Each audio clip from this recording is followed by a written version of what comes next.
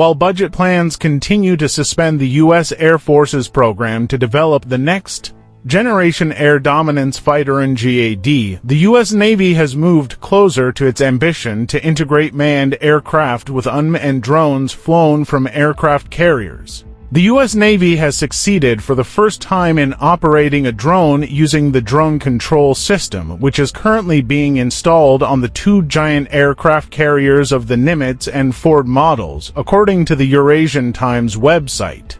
The General Atomics MQ-20 Avenger aircraft was used, controlled by the Unmanned Flight Mission Control System (UMCS).